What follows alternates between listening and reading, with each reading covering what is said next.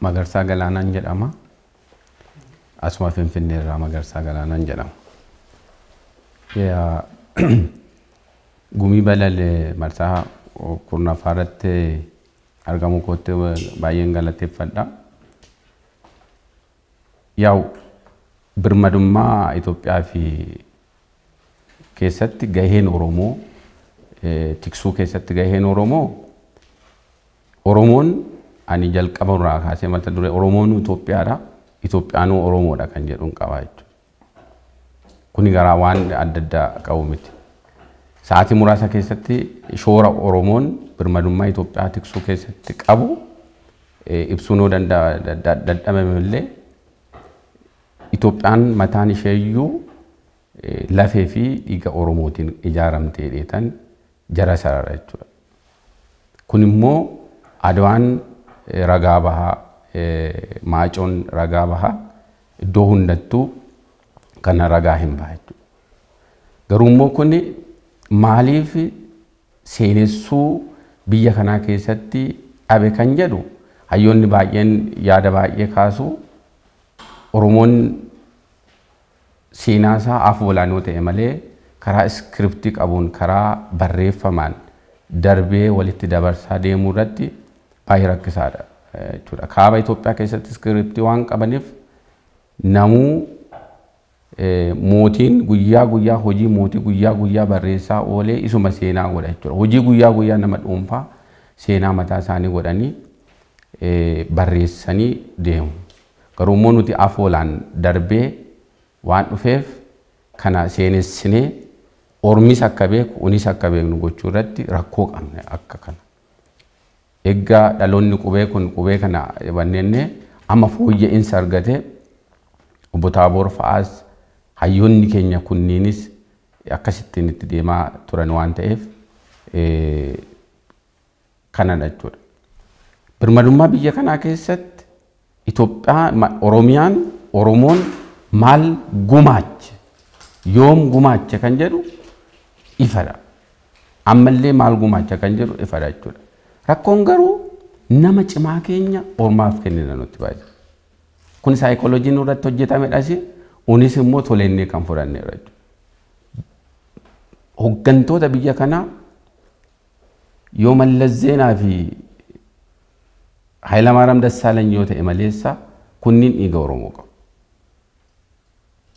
Kunniin dhiiga Minilik irraa kaasee dhiiga Oromoo qaba. Haile Sillaaseen mataan isaa Oromoodha. Mangistuu Hayilamaariyaam Oromoodha. Kabajamoo Dr. Abiy kaleessannaa Adawaayitti pirezidaantii ta'ee as ba'u inni Amaaraadha jedhame. Cimaa keenya namaa kennina nuti. Kan keenyan godhan. Ormi immoo kan kooteedha sirratti hojjeta. So isa kana dhaloonni kun beekee irratti hojjechuun dirqama ta'eetan yaadan. Dhaloonni amma jiru Ameerikaan sammuu nama ciccimaa Afrikaa irraa biyyoota kaan irraa guurtee kan ishii godhattee itti fayyadamti. Naasaa keessatti Afrikaanotatti hojjeta. Oni immoo cimaa keenya namaaf kennina. Xiinsammuun kun hafuu qaba jedheetan yaadan. Dhaloonni qubee kun dhaloonni nama jiru kun cimaasaa ofii isaatii cimsuu goobasaa goobsachuu qaba jechuudha. Baadiyyaattan dhaladde guddadde horii tiksaanii kormi hin gooba horii keessatti. Saanii jabbii cimaa akka dhaltuuf korma goobsu. Ormillee korma hin qabne dhufeetu achitti ariisifata. Nama cimaa keenya cimsuun hin jiru nu biratti cimaa keenya cimsanii kun dadhabaa isaallee cimaadha. Keenya garuu cimaa keenya ofirraa dhiibeetu kan ormaa godha. Kanaafuu isa kanarratti xiinsammuu dargaggeessa keenya xiinsammuu dhaloonni ammaa kun yoo sirraa'e birmadummaa biyya kanaa miti kan Afrikaallee ayikan goonee Oromoon Afrikaallee gaanfa Afrikaallee biyya addunyaa kanaafillee karaa fakkeenya ta'uun amma deemaa waan jirruuf inni kun cimee itti fufuu qaba.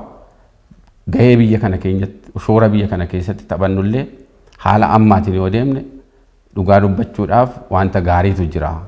Garuu immoo hanqinoota jiran kana gadi qabne deemuun gaariidha. Dhumarratti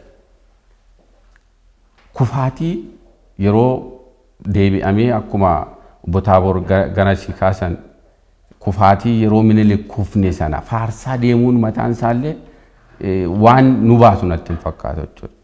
Dhaloonni kibbaa yookiis Oromiyaa dabalatee kufaatii abbootii isaanii akka kufaatii isaanii godhanii fudhatu. Kibba Minilik nu ajjeese jedha. Hunduu nu ajjeese hin duuneedha. Inferiority complex keessa jiraata. Dhaloonni garuu immoo humni yeroo sana Minilikiin gargaaree Oromoon Oromiyaan cabsu akka cabsu godhe amma humna hin qabu. Kana hubachuu hin danda'u. Dhaloonni ni kaabaa immoo ani sanyii Minilik ofiin jedha. Minilik zaariin garuu immoo kan Minilik yeroo sanatti godhe gochuu hin danda'u. Humnas hin qabu. So inni kun hafuu qaba jechuudha. Ammatti maal gochuun qaba? Maalan hojjechuu qabaadhee karoorsee Oromoo, Oromiyaa, Itoophiyaa, gaanfa Afrikaa dhaloota ceesisuu danda'utu jira.